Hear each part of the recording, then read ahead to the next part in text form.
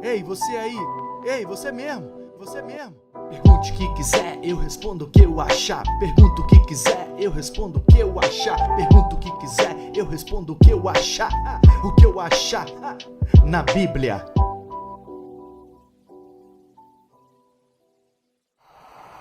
Os seres híbridos da Bíblia, os nefelins, o que aconteceu com eles? E se algum outro ser sobreviveu no período do dilúvio?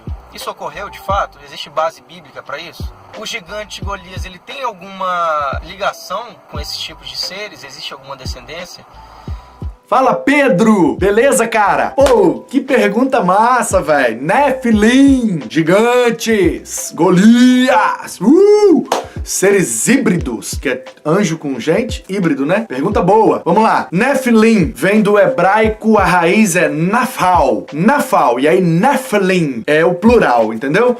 Foi traduzido em algumas bíblias como gigantes, em outras bíblias como seres da terra, nascidos da terra, alguma coisa assim. A ideia é o seguinte, diz o Adam Clarke, que é um comentarista da Bíblia, muito bom, ele diz que, na verdade, nafal, em hebraico, significa caído. Caiu no chão. Entendeu? Caídos. Então, alguns, por essa ideia, pensam que eles são aqueles seres, né, caídos. E aí tem vários pensamentos, ok? Vamos lá. Tem dois textos que eu preciso ler com você da Bíblia, porque nesses dois textos surge toda a ideia aí e é um assunto polêmico. Já vou logo avisando, é polêmica. Então, Gênesis capítulo 6. Sucedeu que quando os homens começaram a multiplicar-se sobre a terra, e lhes nasceram filhas, viram os filhos de Deus, que as filhas dos homens eram formosas, e tomaram para si mulheres de todas as que escolheram. Então disse o Senhor, meu espírito não permanecerá para sempre no homem, porquanto ele é carne, mas os seus dias serão 120 anos. Naqueles dias estavam os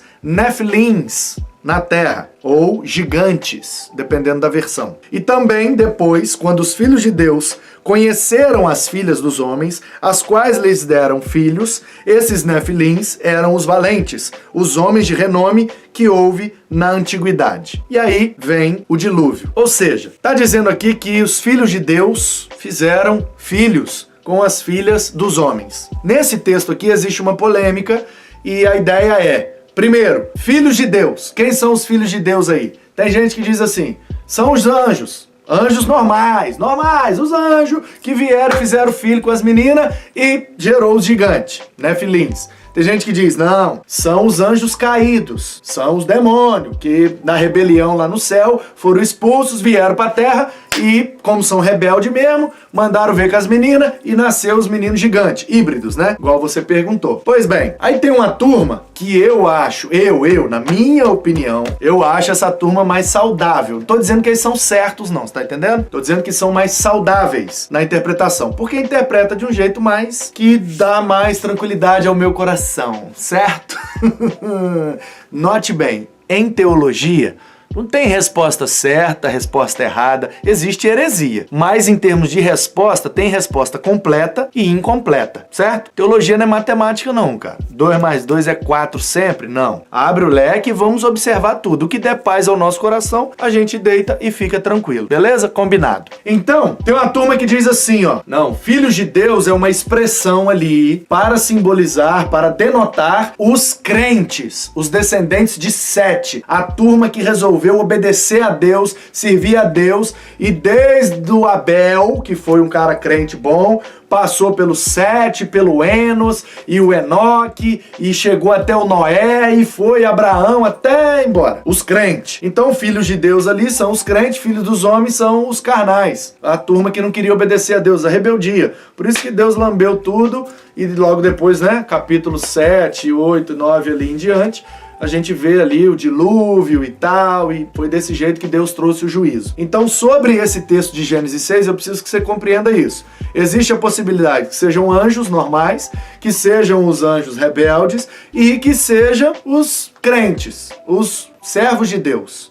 Tá bom? Aí você escolhe o que você quiser. Ok. Os meninos eram grandes, era nefilim, era gigante? Era. Mas isso não quer dizer que eles eram filho de anjo, ok? Existe a possibilidade, sim. Tô dizendo que não existe nem que tá errado. Eu prefiro entender e crer que é uma expressão que ali naquele caso é metafórica e que é os crentes e tal, os crentes com os não crentes ali, foi uma espécie de julgo desigual que começou a acontecer, e aí descambou tudo, e aí veio o juízo. Ok, tem um outro texto que eu preciso ler com você, é Números, capítulo 13, versículo 33.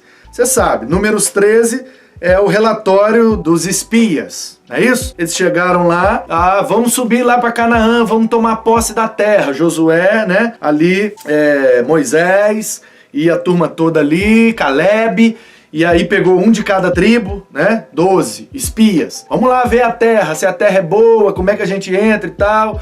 E aí voltaram trazendo o relatório. E aí no relatório tava assim, ó: não poderemos subir contra aquele povo, porque é mais forte do que nós. Números 13, 32. Assim perante os filhos de Israel, infamaram a terra que havia espiado, dizendo: a terra pela qual passamos para espiá-la é terra que devora os seus habitantes. Todo o povo que vimos nela são homens de grande estatura. Também vimos ali os Nefilins, isto é, os filhos de Anak, que são descendentes dos Nefilins. Éramos aos nossos olhos como gafanhotos, e assim também éramos aos seus olhos. Os caras são tão grandes que a gente perto dele parece uns gafanhotos, Nefilins. Números, habitando lá na terra, ok? Aí depois, mais lá na frente, aparece o Golias, lá de Gate, que era, muito provavelmente, sim, Pedro, muito provavelmente o Golias era descendente desse cara aqui, ó, Anak, certo? Descendente do Anak, que era a turma de gigante. Agora, se essa turma é filho de anjo com gente, não sei te dizer. Prefiro entender que não, que anjo não fez filho com gente. Se fez,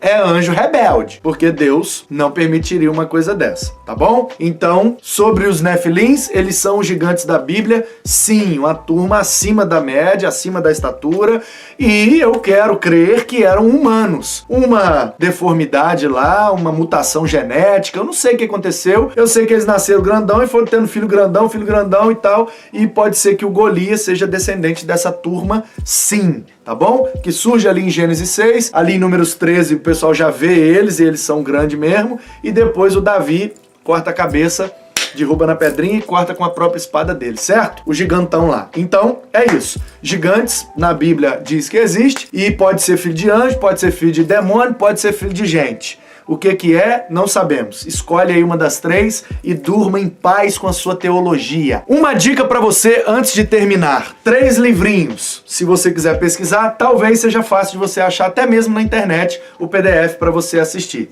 Para comprar, não sei, mais difícil. Primeiro, livro de Enoque, um livro apócrifo, ok? Um apócrifo, você sabe, é um livro dos tempos da Bíblia lá, dos escritos bíblicos, mas não foi considerado canonizado, não passou pelos concílios lá e tal. Então, o livro de Enoque, o apócrifo, é um livro que conta a história. O Enoque é um profeta, os anjos veio do céu para ensinar a lei de Deus para os homens, se corromperam, corrompeu todo mundo, o pau quebrou, e o Enoque é o profeta que está pregando para a turma se arrepender, e ali fala dos gigantes. E aí tem um cara chamado Ricardo Max, que ele escreve, eu não sei se é 1 ou 2 livros, com esse tema, com esse título. Um acho que é Terra de Gigantes, falando dos Nefilim, e o outro acho que chama Nefilins mesmo, o título. Ricardo Max. Pesquisa aí, acho que são 2 obras, ou é uma obra com um título, depois mudou o título, não sei, pesquisa aí direito, faz tempo que eu li isso, mas se você procurar, você vai achar. Ricardo Max.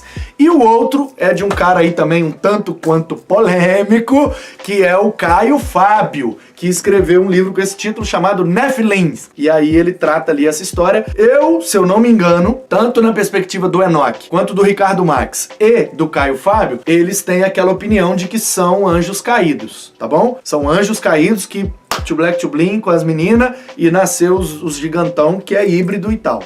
Então tem uma turma que é desse lado e tem outra turma que é do outro lado. Se você ler os comentaristas mais ortodoxos, Paul Hoff, Stanley Ellison, William Lazor, Clyde Francisco, Macintosh e toda a turma de comentaristas bíblicos, eles vão tender para o lado da ortodoxia, em que os filhos de Deus são os crentes, o povo obediente a Deus daquele tempo, tá bom? Fica a dica, Deus abençoe e obrigado pela pergunta. Paz!